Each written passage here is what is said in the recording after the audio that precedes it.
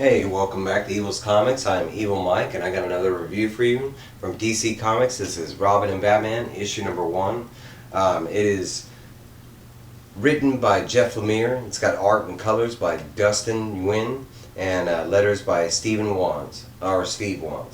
Um,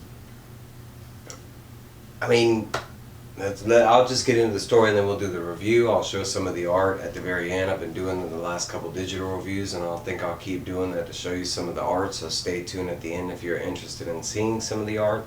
The art is one of the high sales of this book. Basically, this is a rewind book. It's a side story. But basically, it's a story about Dick Grayson back when he was Robin, and specifically, right before he became Robin. That's what this story is all about. But this story starts off with Batman and Robin, and they are on. It is one of his training sessions with Batman. He doesn't even have his costume yet, and he's basically going over with Batman how he's going to take out these thugs that are robbing, like a meat factory, butcher. And Robin goes over everything that he's going to do, and then he performs, and when it all goes down, he does take down like 3 different thugs. He stops them from stealing the meat, and as he's tying up the 3 different thugs, he forgets to check for the driver, who ends up coming after him as he's tying up the 3 thugs, and Batman ends up having to save him. Dick ended up stating that he would have taken out the driver, that Batman did not have to step in, but Batman kind of gets mad, stating that he's not really ready.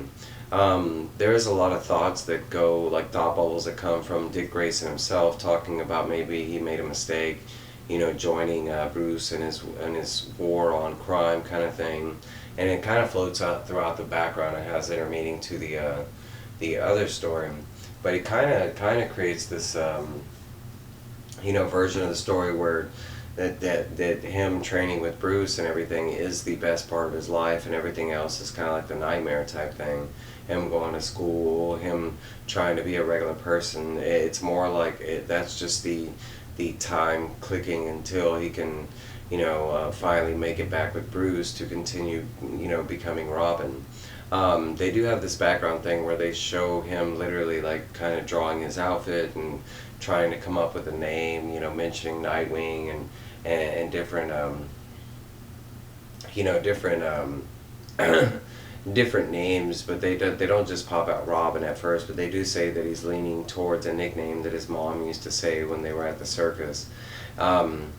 With this being said, I can't say that, as far as I can say, it's not like they're changing continuity. It might sound like they're not. I don't think they did. I think it's just woven within the continuity.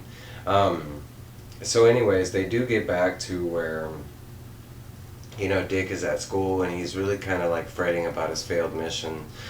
Bruce does state that since he failed, they're going to have to go back to training, and Dick, doesn't like that. He wants to continue forward, and he had a feeling he was right on the cuff of becoming Robin and finally getting to be, go out with Batman full time. And because he failed, Bruce is like, nope, we're going to have to take it back to the training level kind of thing.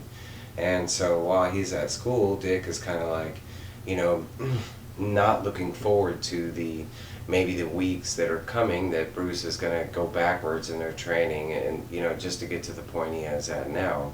He even makes a statement that if Bruce doesn't show up to pick him up after school, then he kind of knows how Bruce feels kind of thing. And when he gets out of school, Alfred is there and it's not Bruce, and he looks all disappointed.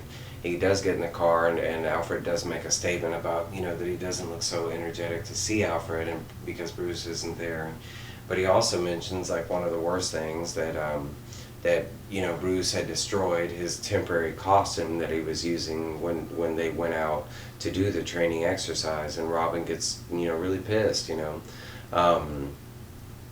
because Bruce is basically stating that he's never going to be Robin, kind of like that. Dick does get all mad, and he goes to his room, and at that point he pulls out the designs and everything and starts making his own Robin costume. He does eventually go out that night, but he leaves after Bruce, and Bruce has kind of figured out something about the people that were stealing the meat at the beginning of the book, and it wasn't like a one-time thing. He finds out that they were actually stealing food and taking it underground, and it actually led to Killer Croc. Robin does end up following Batman now in his Robin costume, and he kind of makes statements about Batman not even knowing that he's following him, and talking about that he wasn't ready. As they go down in the sewers following these people, the people that stole the meat and everything, Robin loses sight of Batman, and he kind of has to trust his gut, eventually running into Killer Croc before he finds Batman.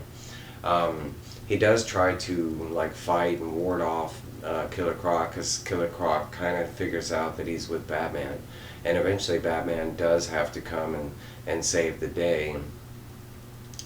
During the scuffle and everything, Killer Croc does manage to get away, but there is like a moment where Killer Croc looks at Robin's costume, and he kind of makes this statement about, why are you wearing that costume? I know that costume, and he kind of says that and then takes off as Batman shows up.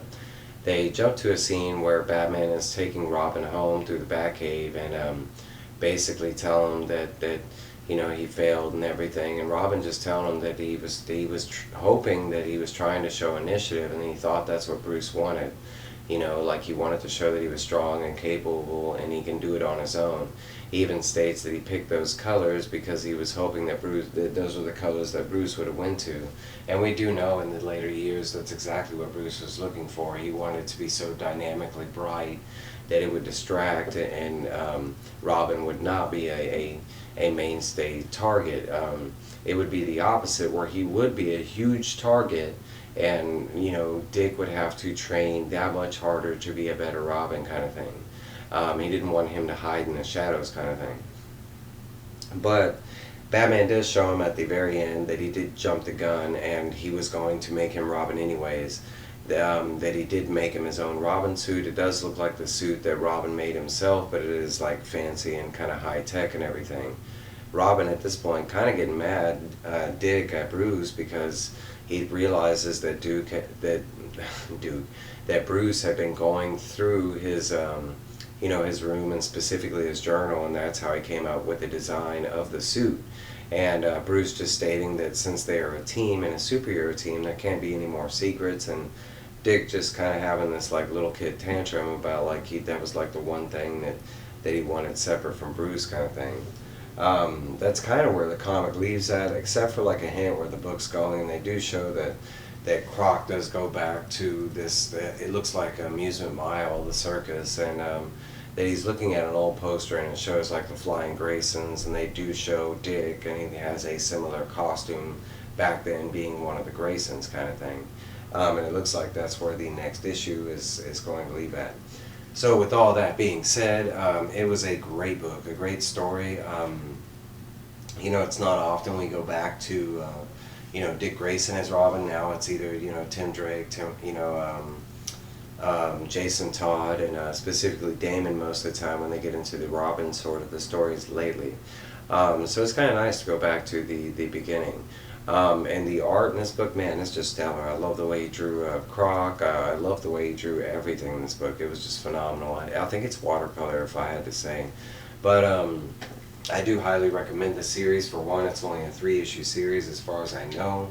So, I mean, you can't go wrong with a 3-issue Batman series that already starts off as a banger, you know what I'm saying? I'll show you a little bit of the art, and I will let y'all go on your merry way. Let me get it into focus. Alright, I'm going to just show you a little bit.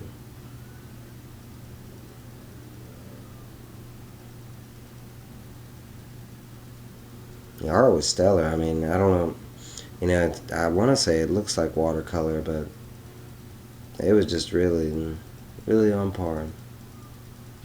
But hey, that's my review. I hope you all have a great day. I hope y'all get out there and support and get some new comics any way you can, even if you're getting them digital like me. And I will see y'all soon. Bye, guys.